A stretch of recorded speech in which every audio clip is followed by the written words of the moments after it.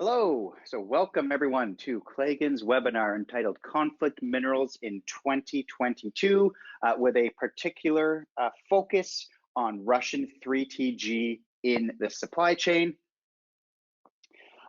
Just in case you're wondering to yourself if my voice sounds a little different, let me assure you I am not Bruce Calder. My name is Tim Holt. I am the operations manager at Claigan. I am also a technical expert on all things related to conflict minerals and responsible sourcing and a reasonable country of origin inquiry.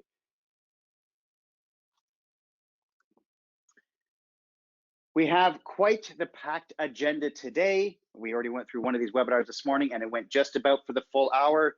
A couple things off the top. Yes, you will receive a copy of this presentation at the end. It will be emailed to you. And in case you're so inclined, we also put these webinars up on YouTube. You will be able to watch it there as well.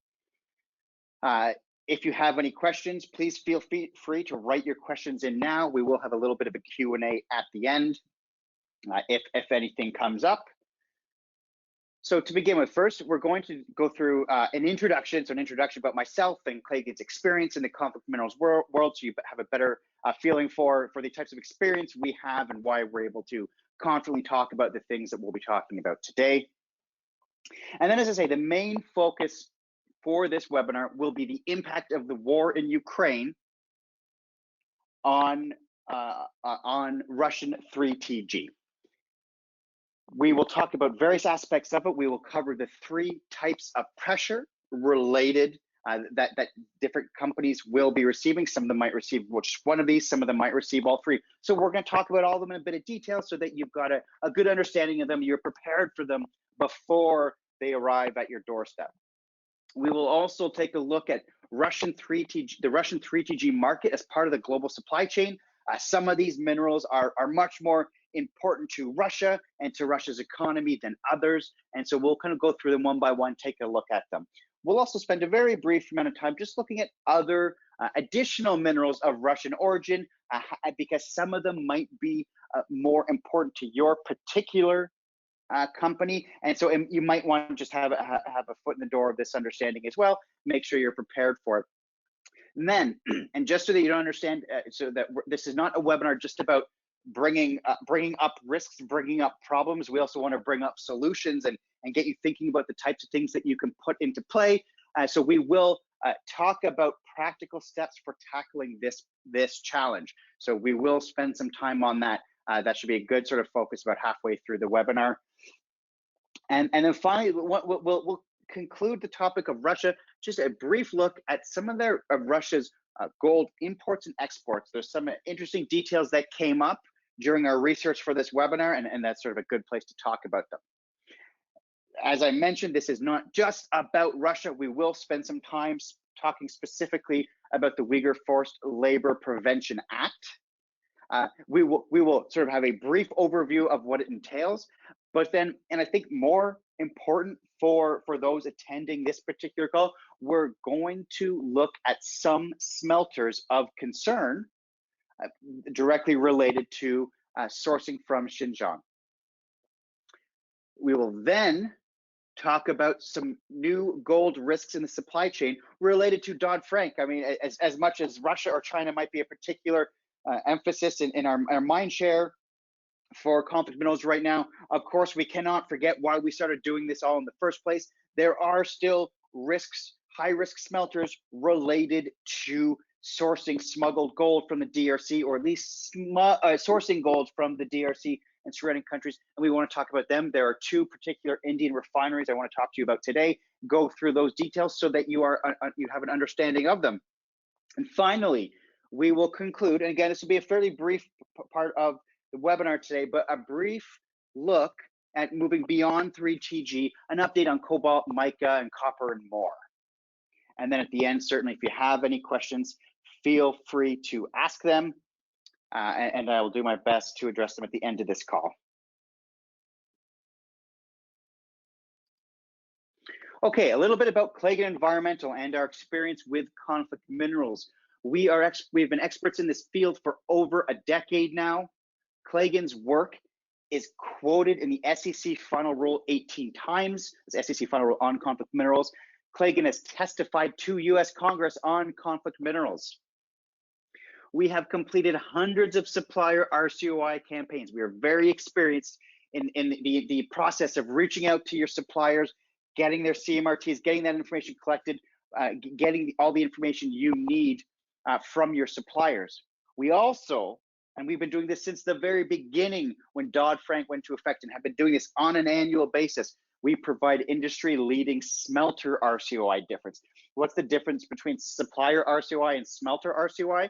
Well, as I already said, supplier RCOI is reaching out to your suppliers, getting the CMRTs. That tells you which smelters are in your supply chain. But then what? Your conflict minerals obligations, particularly if you're an SEC issuer, are not complete at that stage. You then must evaluate those smelters and determine which of them are sourcing, or those we have a reason to believe may be sourcing from the covered countries. We have been providing this data, as I said, since Dodd-Frank went into effect. And our initial focus was on the DRC and the covered countries. We have expanded that in more recent years into looking at what are known as CARAs, conflict affected and high risk areas.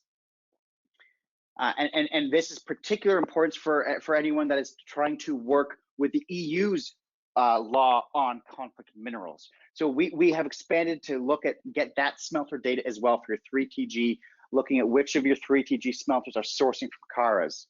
We also provide consultation to industry groups and NGOs on a regular basis. And so really the way we can help, we can provide help with any one particular aspect of your program, but we can also help with your entire program.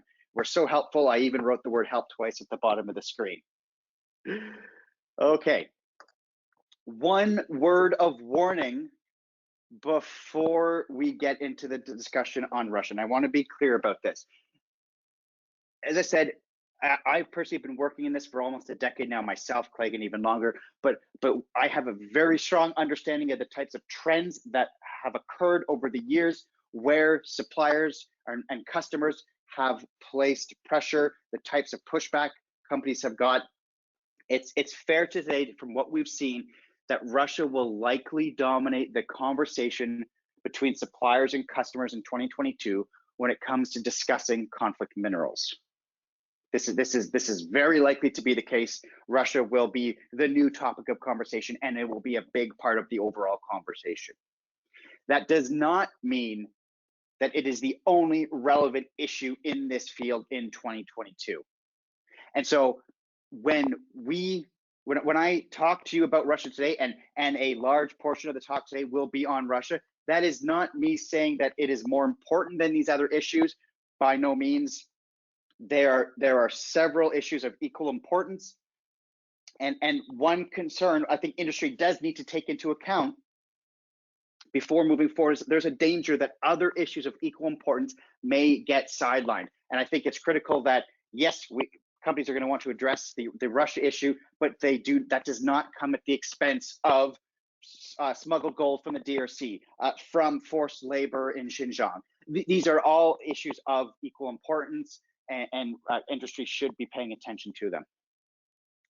With that in mind, let's move on. Let's start talking about what I'm describing as the 3 different types of pressure that companies are likely to receive. There are 3 different types. There are the government sanctions, so the sort of the legal pressure. There's going to be customer pressure, and those of you that work in conflict minerals, you probably already know that often it's your customer pressure has a lot more teeth in it than the government pressure does. Your customers can be a lot more demanding than the SEC ever has been in reviewing the data that you provide. And certainly there's also going to be a certain level of public pressure, and it's going to be a different type of public pressure than what we've seen before with other related sort of tangential issues related to conflict minerals. So let's go through them one at a time. We'll look at them so that you all understand them and that you have a good understanding of what they are and how to respond to them. So the very first one we'll look at is government sanctions. These are sort of the legal pressure. Russian oligarchs have already, and I'm sure you're well aware of this, they have been sanctioned by the US, the UK, the EU, Canada, Japan, and others as well. These sanctions have been in place. I think they came together much more quickly and more ferociously than many people would have expected, albeit a suitable response for what's happening. These sanctions extend to their families and include sort of governments seizing assets from the Russian oligarchs. Now, it may not surprise you to know or to learn that the oligarchs' wealth is often heavily tied to Russian natural resources. And the fossil fuels no doubt play make up the largest portion of Russian exports, but Russian minerals, such as gold and aluminum, and those do still take up a sizable chunk of their exports. So they do play second place to the fossil fuels, but that does not mean they have an insignificant share. This sort of a picture on the screen, this is not representative of the entire Russian exports. It's just a way of comparing the sort of mineral industries on the right, precious metals in purple, and sort of other types of minerals in the brown, compared to the oil and gas industry in Russia. So not an insignificant amount, but absolutely does not stand up to the heft of the oil and gas industry in Russia. But how does this affect you directly as somebody that's working with conflict minerals every day? The LBMA has already suspended 6 Russian refineries. These Russian refineries were previously on the LBMA's good delivery list. They have since been removed. What the LBMA said is that, you can see the statement here on screen, in light of UK, EU, and US sanctions, and to ensure an orderly market, the LBMA has suspended the following gold and silver refiners with immediate effect. The key words there, they do link them to the sanctions. They don't go into a lot of detail. That being said, Reuters has some interesting details that they put into an article. Reuters spoke with them sort of about a week before the suspension took place. About 2 weeks ago now, Reuters spoke with the LBMA, and the LBMA confirmed with them that they were reaching out to the refiners on their good delivery list to see if they had any connection to these sanctioned individuals. So that was the last thing that they sort of said about this. And then yada, yada, yada, a week later, these 6 refineries have all been suspended from the LBMA. So that shouldn't be surprising to us. We know the oligarchs are heavily connected to the mineral industry and the raw materials industry, natural resources in Russia. And so this connection should not surprise us. I'll speak a bit more about the impact this has in a few moments, and we'll look about the last time a Russian gold refinery lost its sort of this type of status and how people responded. So that's one level of sanctions. Another sort of different area, and this is something that's sort of happening in the US right now. This is the Stop Russian Gold Act. There are bipartisan groups, I'm not kidding, bipartisan groups in Congress and the Senate have introduced a bill that would sanction American entities that knowingly buy and sell Russian gold. This is aimed at the Russian reserves, estimated at about 132 billion of refined gold bullion. And the idea behind it is it's meant to close a loophole that would allow Russian government to buffer themselves from the sanctions that have already been placed onto them. Basically, they could sell this gold off onto the international market, and they could sort of bolster their coffers with liquid cash at that time.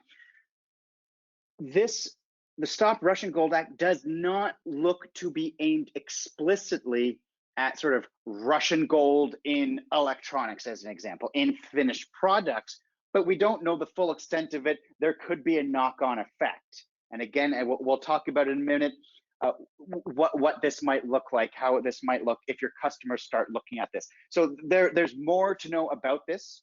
to come. This is still something that's in development right now, but this is just another example of how sort of the legal type of pressure you might face as somebody who has to work with conflict minerals in your company. On a different level, there's customer pressure. As I said already, you all know if you're working in the conflict mineral space, customer pressure is far more powerful, has far more teeth than anything the SEC has ever done with anything reported in a conflict minerals report. By far, customer pressure is always much more of an issue to deal with. And to be clear right up front, Claigan has already had multiple conversations with clients that need to and want to remove Russian 3TG from the supply chain. These conversations are already happening. Just because you may not have been involved in these conversations yet does not mean these conversations are not happening yet. They are, and expect them to be coming more and more as the year goes on. So you need to be prepared. You need to get ahead. I think a good example here, a good case study is what happens is for the types of customer pressure that can happen are actually related to some very similar sanctions against the Renova Group that happened in April 2018, so just about 4 years ago from now. So at that time, Victor Vekselberg, who's the owner of the Renova Group, Victor Vekselberg, the individual, and separately from that, the Renova Group were each sanctioned by the US government. And this was related to alleged tampering with the 2016 US election. So when this happened, this triggered the removal of accreditation, the loss of accreditation for 2 RMAP conformant smelters, 2 what we refer to as conflict-free smelters. This is JSC Ekaterinburg and Safina. These 2 refineries lost their accreditation. And for many companies, this triggered an automatic remove from supply chain. So the impact from the Renova sanctions, and this is what's really interesting about this. This entire operation here, this had nothing to do with Dodd-Frank, not in any way explicitly related to Dodd-Frank, yet it became one of the most commonly received customer questions. And any of you that were working in conflict minerals, especially 4 years ago, and even still 2 years ago even, you know what I'm talking about. You know the number of times you had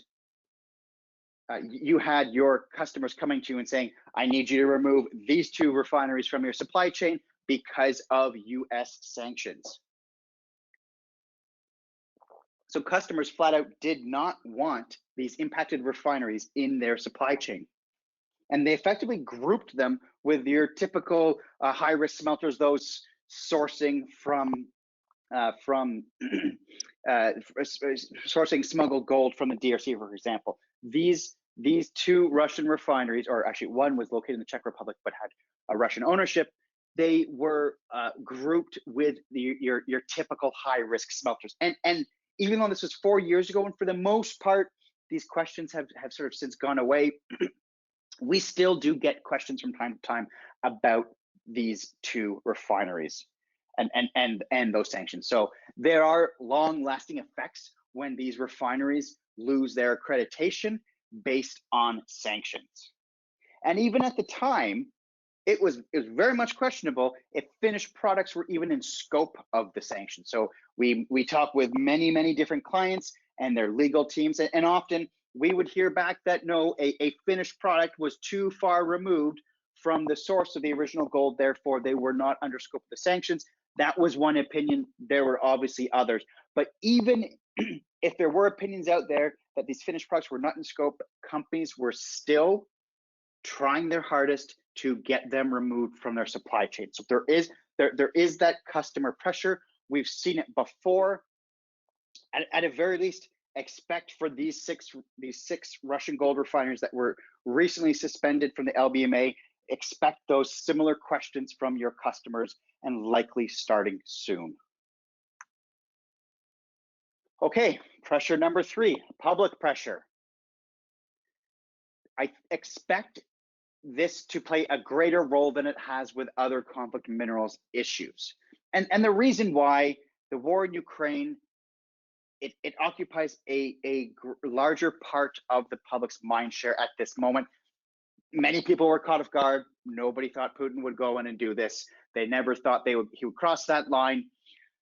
And so it's on a lot of people's minds. And we have seen quite fiercely how quickly companies and individuals are trying to remove themselves from Ukraine, or from Russia, I should say, and how fiercely this has been happening. So I think more than any other issue related to conflict minerals, this is going to be a public pressure will play an even greater role. And just as an example, consider rising fuel costs. Everybody is impacted by this to some extent. That people are thinking about this more than perhaps other issues. I'm not saying that that's a good thing or a right thing, but I think it's a fairly accurate reflection of where people are right now. And so early in the war, and it does almost feel silly saying this when we're only a few weeks into this war, hopefully it's over soon, but early in this war, many Western companies pulled their products and services from Russia. And so this is, you see almost, it's almost like every few hours you get a new headline about this company or that company pulled out of Russia. But there were several notable companies that did not, and they faced public pressure. There were boycott campaigns against McDonald's and Coca-Cola and Pepsi. And so, and literally trending on Twitter, hashtag boycott McDonald's, or boycott Coca-Cola. They were very sort of public-facing calls for removal for this company to be operating at all in Russia. And of course, within a day or two of this campaign going live, McDonald's closed every single location in Russia. We know this type of public pressure is extremely powerful in this particular instance. There was also a letter published by Dmytro Kuleba, the Minister for Foreign Affairs of Ukraine. And in this letter, it's about a one-page letter, he calls for suspending business. He specifically said, I call on you and your organization to join the ethically and socially responsible businesses which have already stopped or suspended business in Russia. And so he cast the argument right there. This is a matter of being ethically and socially responsible. A line has been drawn. If you are on this side of the line, you are not operating in Russia, and therefore you are an ethically and socially responsible business. And if you're on the other side, you are not. So very clearly drew that line. And I think a lot of companies are following suit along with that. So there is that type of public pressure. Another way we can look at public pressure, this is something that just recently this really popped up. There was the Global Gold Transparency Initiative, and they wrote an open letter to the jewelry industry. And the opening line of this letter says, is the gold you're buying helping to finance Russia's war against Ukraine? It could not be any more explicit if they tried. They are directly making a connection between purchasing gold from Russia and funding the war in Ukraine. And as an example of how this gets public, there was an article published in Vogue just 2 days ago in Vogue specifically addressing this issue. So this is getting out in the public mind share in a much more rapid way than other issues we've seen in the past. Now, the public pressure is also going to come in from another way. Many SEC issuers, not all of them, but many of them, publish their smelter lists, which are publicly available in their conflict minerals report that are filed at the end of May. I believe technically all issuers should be doing that. Not all of them do, but there are those to do. There are well over 400 of them that do.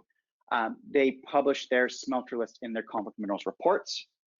And we have seen several times over the past decade, this data has formed the basis of many different reports and articles by journalists. So they might look, if there's one smelter of concern, of particular concern, they can go to the EDGAR system. I'm not sure if any of you are aware of this, the EDGAR filing system for documents published submitted to the SEC, and they are completely searchable.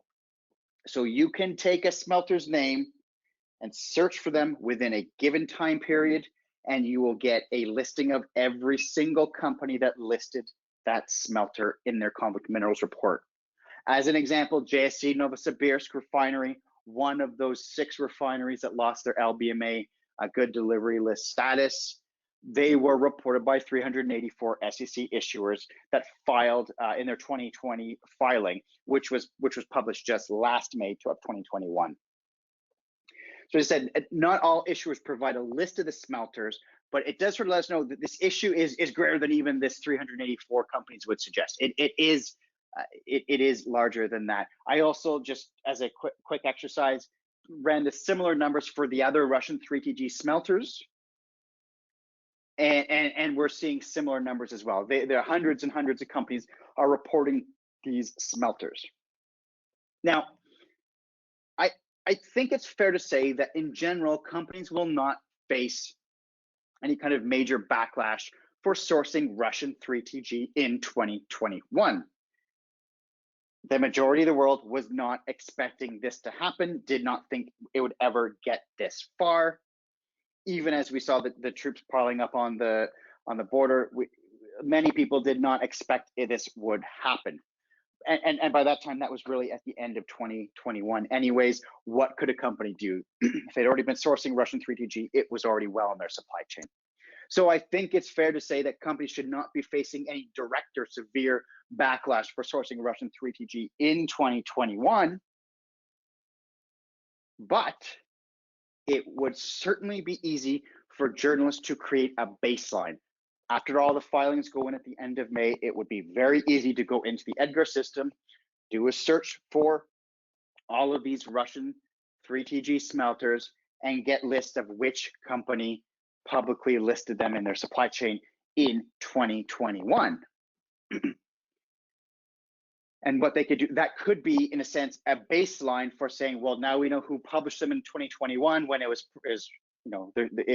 there's reason to think that that was an okay thing to do, but they could use that as a comparison in 2022. They could know very easily which companies continued sourcing Russian 3TG after the war broke out.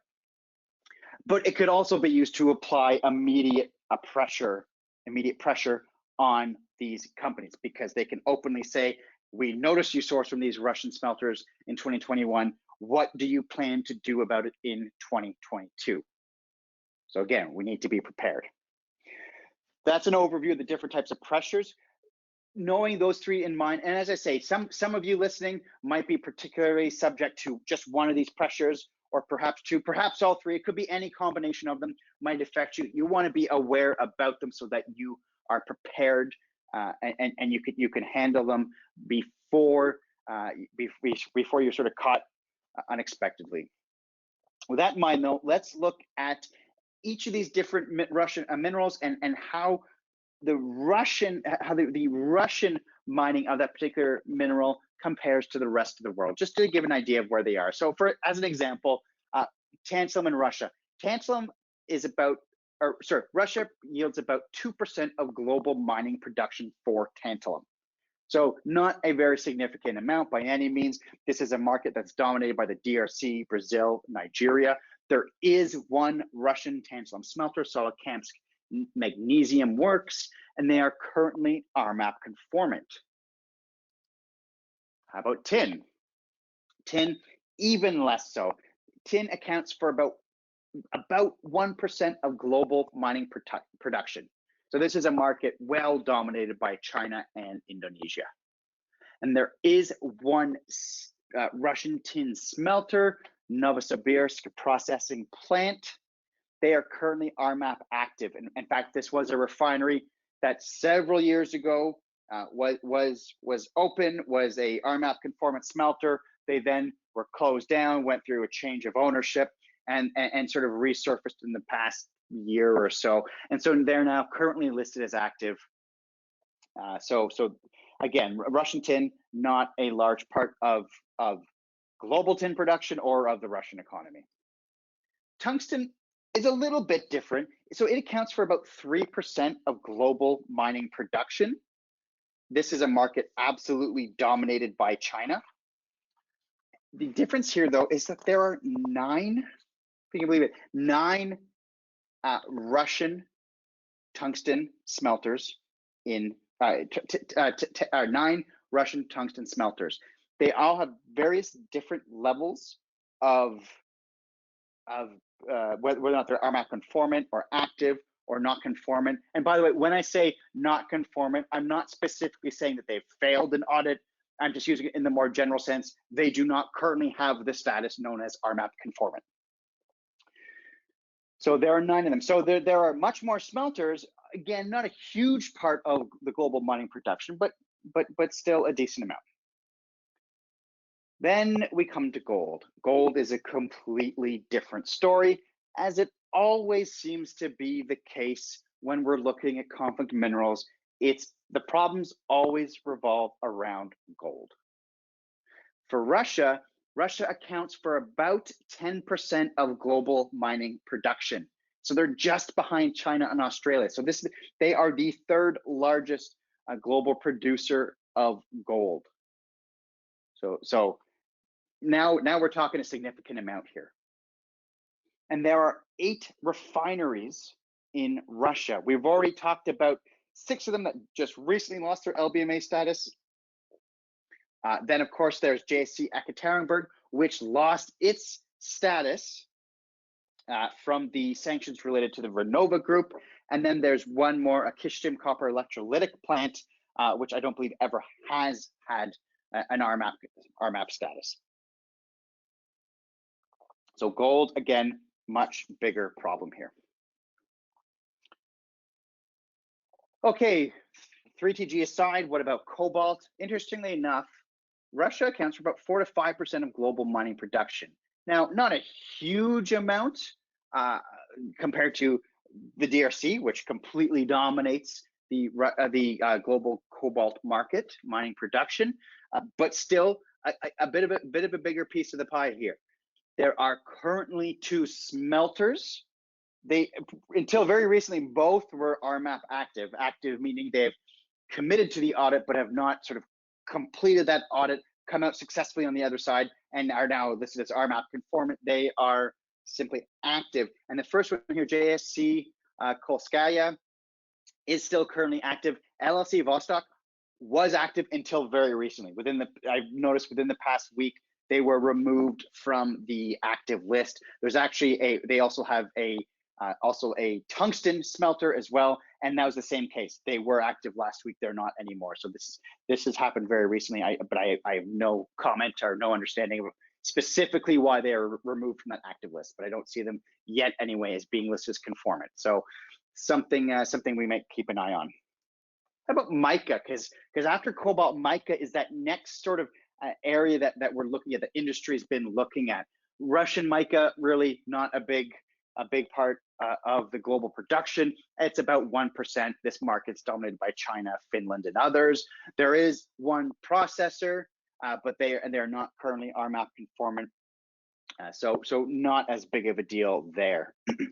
There are other minerals of interest, particularly to the Russian economy and in relation to global production. So for example, Russia supplies about 4% of the world's iron.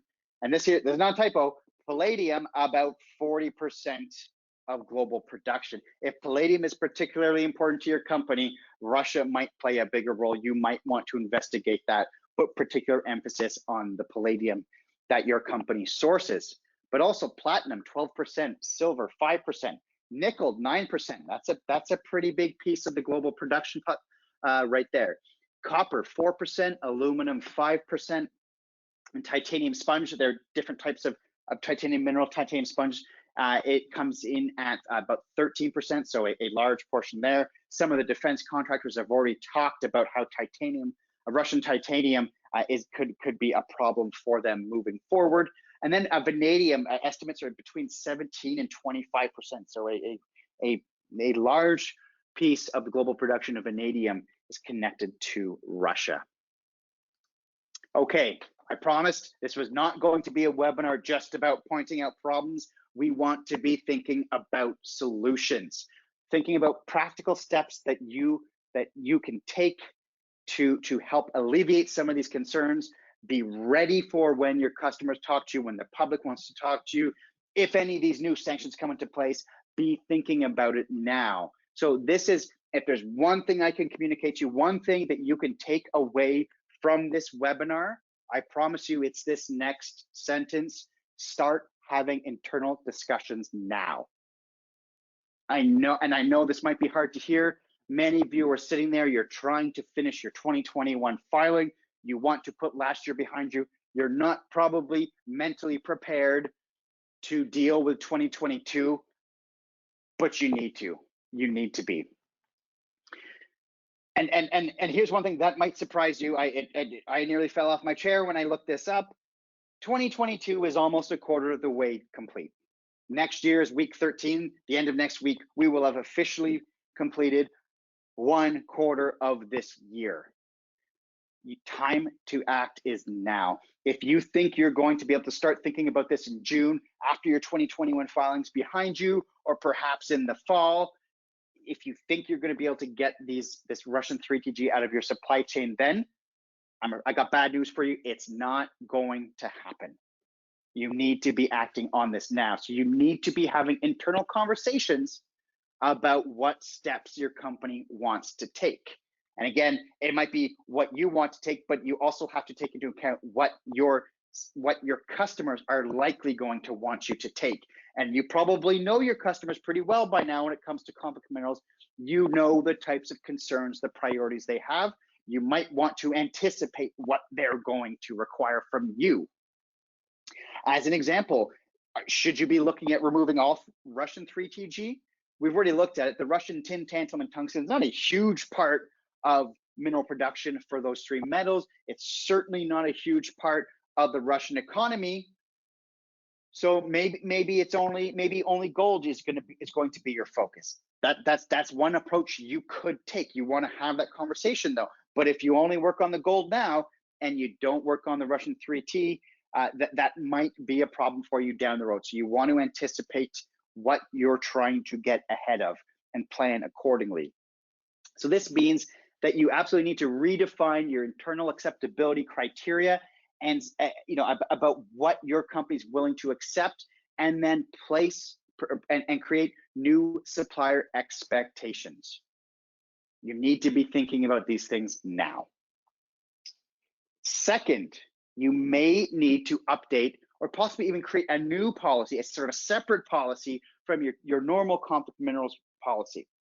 And here's the reason why. This is a subtle point, but it might actually apply to you, so it's worth bringing up.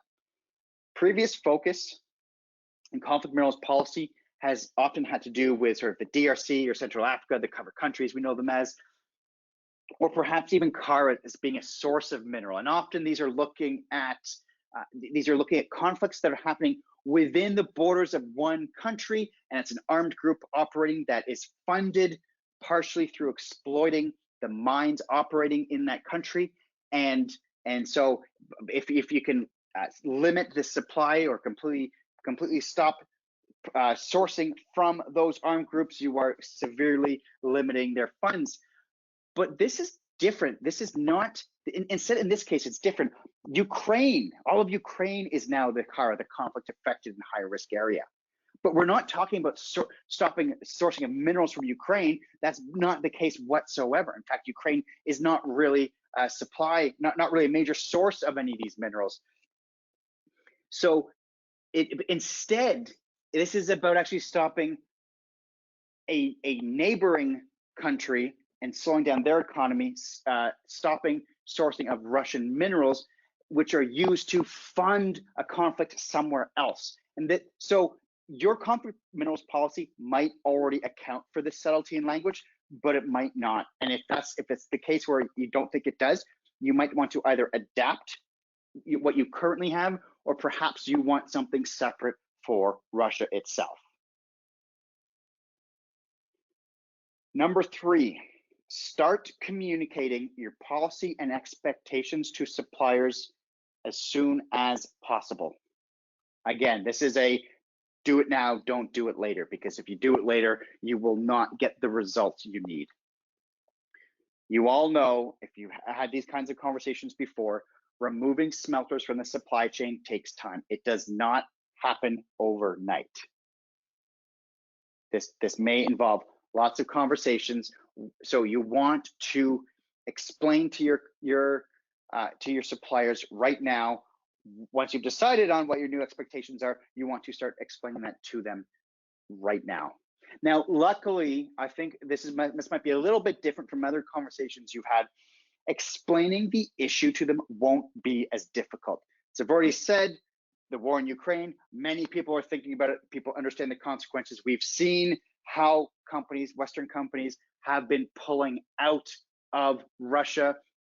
If you said to your supplier, we want to stop sourcing from these Russian smelters, they're not going to say, they're not going to play dumb.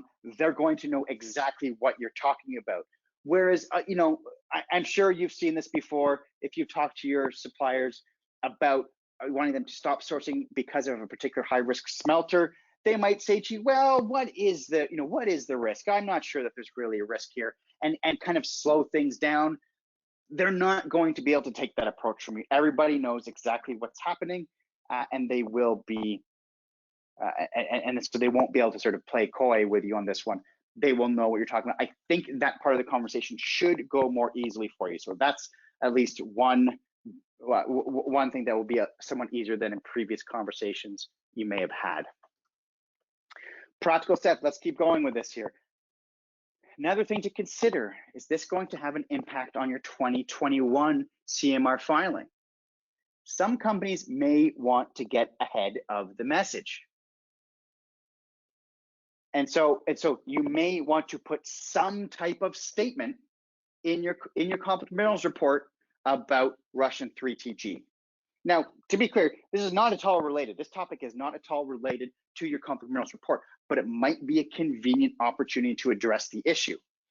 I'm going to expect that your legal team probably is not going to want you to make some strong commitment in your conflict minerals report stating that you will absolutely remove all Russian 3TG from your supply chain, because if you can't the following year, that's a problem. Lawyers typically do not like such firm commitments, but you might be able to say something like, we are going, due to the war in Ukraine, we are going to evaluate the Russian 3TG in our supply chain. It could be something very simple, very non-committal, but at least stating something, trying to get ahead of the topic. But at the same time, your company may decide, well, no, this has nothing to do with our conflict minerals report. This has nothing to do with Central Africa. Our conflict minerals report is not the place to put this type of statement. But if not here, then you need to consider where. One possible example is to have this either new policy or amended policy, sort of where your conflict minerals policy normally is on your website. If you're an SEC issuer, it's also where you publish your conflict minerals report. If you are going to make a new or updated policy, do not make it difficult to find for somebody that wants that information. Do not make it difficult to find. Make it as easy as possible for them. Another one, and those of you that are trying to finish up your 2021 campaign, I might be able to hear you groaning at this through the call. I understand where you're coming from. You might want to consider starting your 2022 RCY earlier, because expect more than the usual amount of back and forth with your suppliers. I mean, think about this. Even if you've been looking at one of the higher lists of high-risk smelters, maybe 10, 12 smelters you've been talking to them about, well, first of all, those ones aren't going away. So those ones are still a concern in 2022. But now you've got upwards of 20 more Russian 3TG suppliers.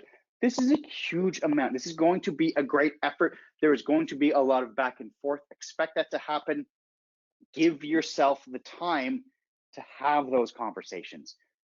Don't start doing this at the end of the year. It's going to make life more difficult, and you want to avoid any embarrassment down the road.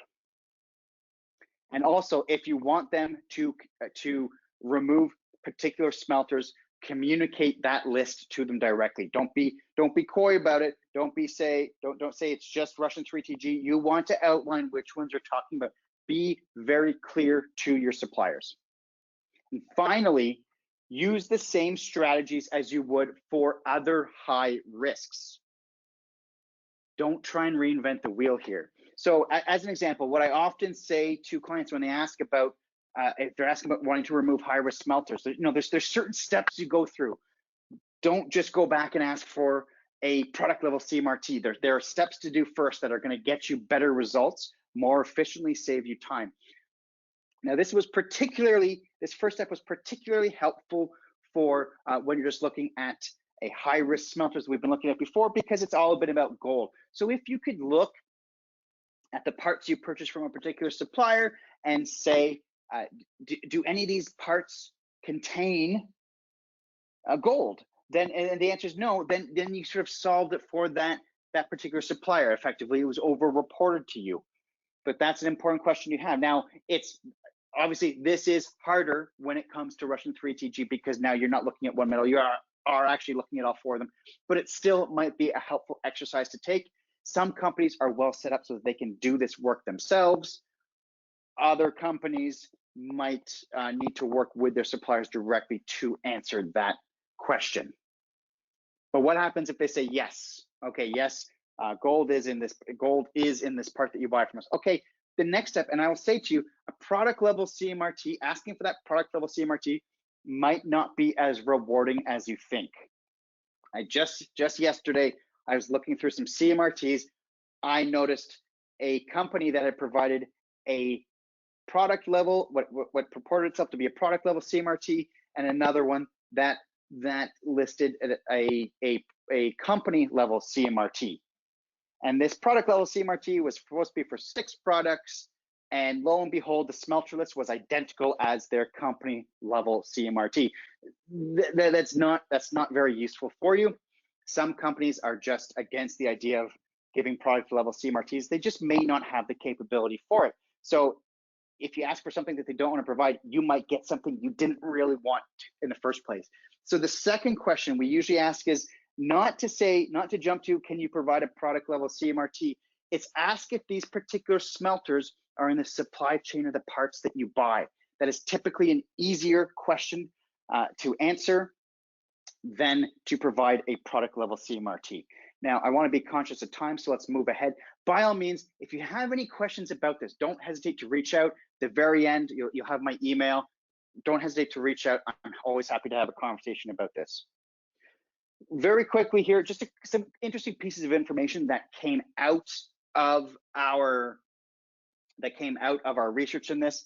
We looked at Russian gold exports. This is refined gold, so bullion. And between 2018 and 2021, Russia exported about $40 billion in refined gold. A staggering 91% of this gold went to the UK, including 17 billion in 2020 and 15 billion in 2021. Interestingly enough, the UK has reported all of this information for all of these years, and Russia has for most of these years. They have not yet reported for 2021. So interesting that they haven't provided that data. The UK has, so this is coming from the UN Comtrade data. So a staggering increase in the amount of gold exported from Russia to the UK. So that accounts for Russian gold exports. Different side of the coin, Russian gold imports. There are allegations from the Telegraph, the newspaper in the UK. They allege that Russia has smuggled about 30 tons of gold annually over the past few years from Sudan. Obviously, when we're talking about smuggled gold, this is not gold that you're going to find in UN Comtrade data. What they said is these details came from an executive at one of the largest Sudanese gold companies.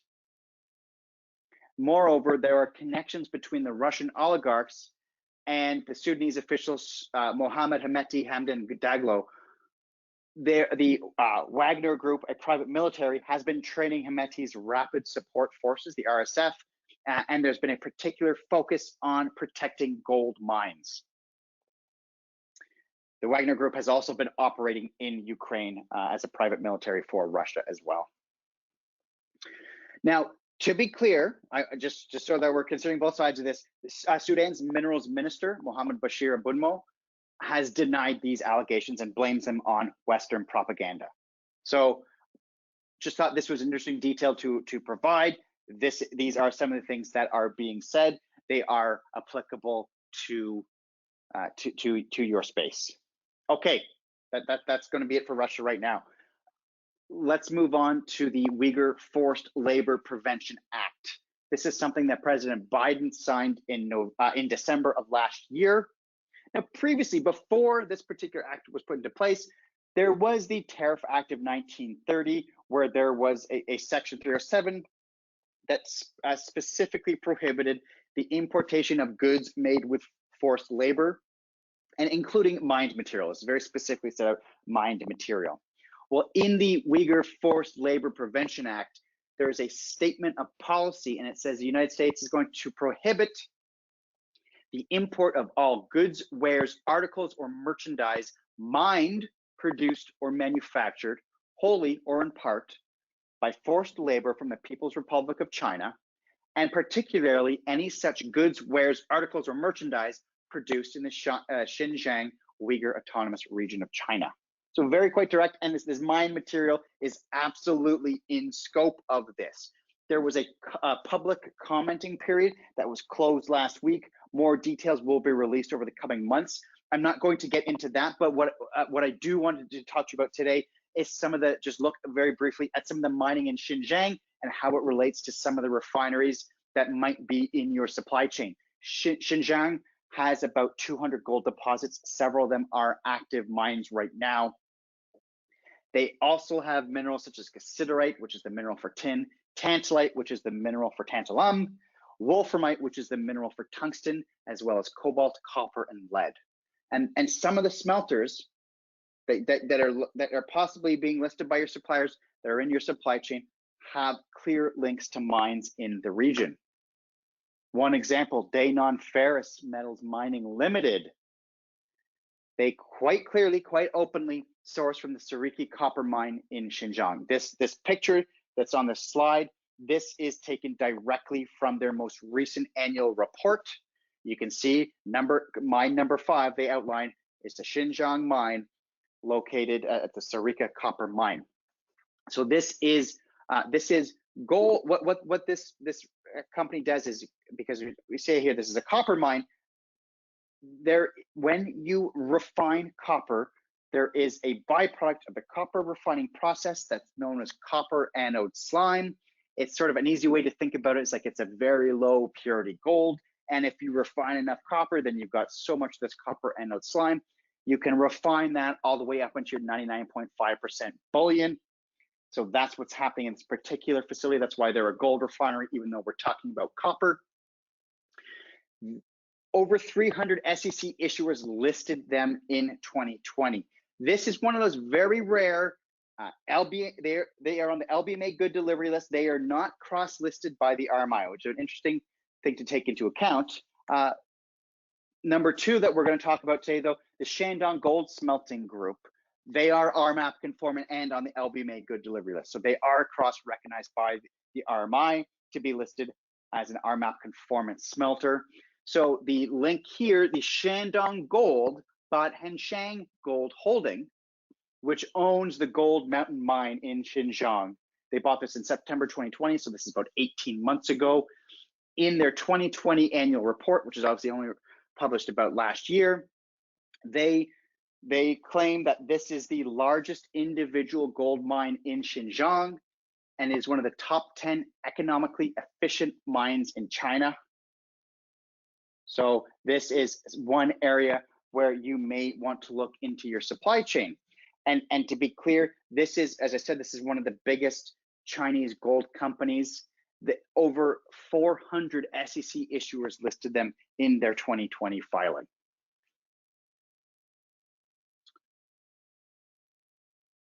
Now, this particular act, it's not just about talking about forced labor in Xinjiang. It's really about the Uyghurs and across China as a whole. So this is one thing to keep in mind. There is forced labor of the Uyghurs outside of Xinjiang. There were reports of Uyghurs being transferred out of Xinjiang to work in factories in other parts of China. And the full impact of this is not clear. There are over 12 million people living in this region. So there's ample opportunity for people to go missing, to get transferred out of this region to other parts of China where there could be forced labor there as well. So this is not to say that you should only focus on the smelters that have a connection directly to a mine in Xinjiang. This really is a much larger issue. And this is a much larger subject that could be its own webinar by itself. I just wanted to spend a few moments talking about some smelters that might be in your supply chain so that you're aware of these risks. And then, of course, we have high risks related to Dodd-Frank itself. We can never forget that we're doing this all about Dodd-Frank is the whole reason why we started looking at conflict minerals in the first place. It was the first law looking at compelling companies to look at the smelters in their supply chain. And there are still high risks, and there are newer high risks. And I'm surprised a lot of companies have not been paying attention to these newer high risks. I've talked previously in webinars before, this is very common knowledge, that the UAE, the United Arab Emirates, is the major destination for gold smuggled from the DRC. There are strong links to smuggled gold from the DRC going to the United Arab Emirates. The UN group of experts on the DRC have been making this clear for quite some time. What's been less clear to people, and I think is only just more starting to come about, is that there are then strong links between gold smuggled from the UAE to India. This is something that Claigan has been tracking for years. And part of this, there are 2 gold refiners that have identified in a report by Impact. It's a very good detailed report entitled A Golden Web, and they highlight 2 gold refineries in India that are of some concern. So we'll take a couple minutes talking about them. The first is Augment Enterprises Private Limited, and the allegation here is that there are 2 brothers with director level positions that were allegedly involved with seeking smuggled gold from the DRC. Now, the SEC final rule makes it quite clear in this particular case, there is a reason to believe that this refiner may be sourcing from the covered countries. When a reputable NGO makes this type of allegation, at the very least, there is a reason to believe they may be sourcing from the covered countries. And the SEC final rule is quite clear here. It says it does not allow an issuer to ignore or be willfully blind to warning signs or other circumstances indicating that its conflict minerals may have originated in the covered countries. Now, there's an interesting wrinkle to all of this. Augment is currently RMAP active. They've committed to the audit. They've committed to go through the audit. Now, they've been on this list for about a year now. So it's a good, it's a long time to be on this list. It wouldn't surprise me if even just issues with COVID have been one of the things to slow it down. So that's not itself damning that it's been a year. They've been a year on this list. Usually it should be shorter than that. That itself is not damning, but it's also not a reason to assume that there's no risk involved with them. I mean, that is a pretty damning allegation coming from Impact. And we have seen before, in particular, Tony Get's refinery in Belgium several years ago was an active smelter, and industry was sort of collectively holding their breath that they were going to go through their audit, they're going to come out successfully on the other side, be RMAP conformant, and that problem would be behind them.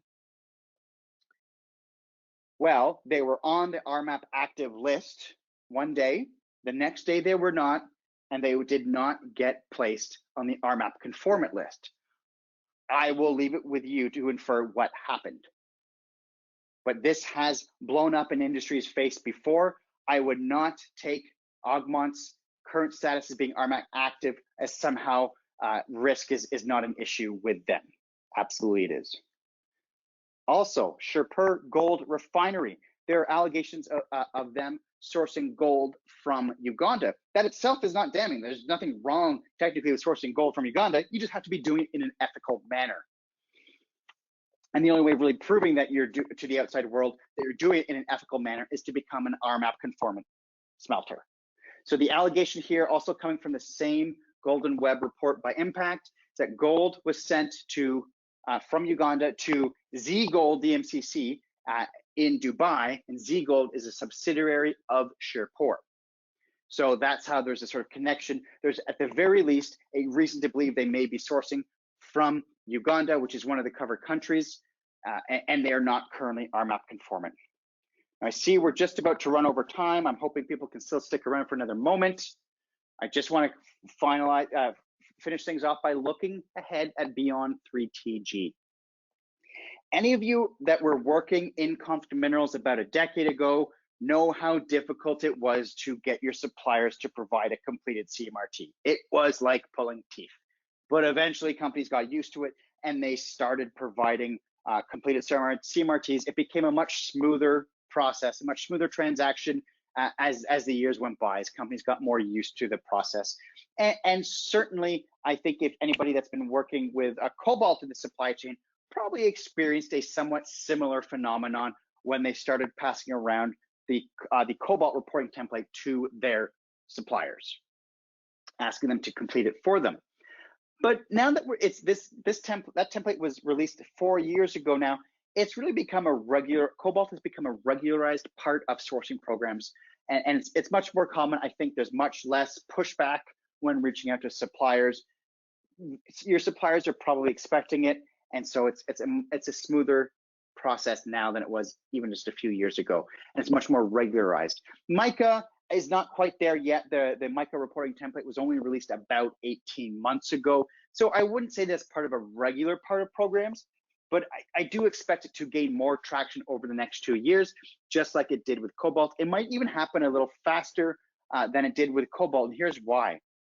While previously there was a cobalt reporting template and a mica reporting template, now both materials are tracked in what is the unified EMRT, the extended mineral reporting template. You can see these two materials are tracked together now. So I think that might actually kind of help push things along, the fact that they're being tracked together. It'll be less of a surprise when your suppliers see both of them listed together, that you might be interested in both materials and not just cobalt.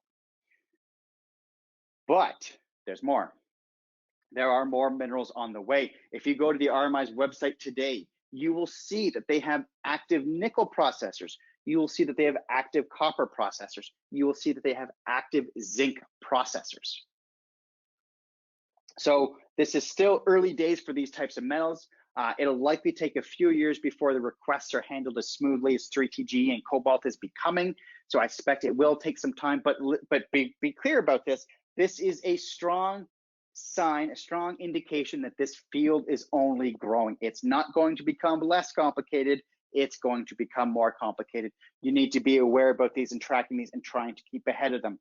So don't be surprised when your customer comes to you asking maybe in a year or 2 years or 3 years about the copper processors in your supply chain. Expect this to happen. Thank you so much for attending this webinar. By all means, if you have any questions, do not hesitate to reach out to me. Do not hesitate to reach out to me. I'm always willing to have a conversation to talk about these types of issues. They are incredibly complicated. No two companies are the same. They all need sort of special consulting. I'm absolutely here for you, so please don't hesitate to reach out.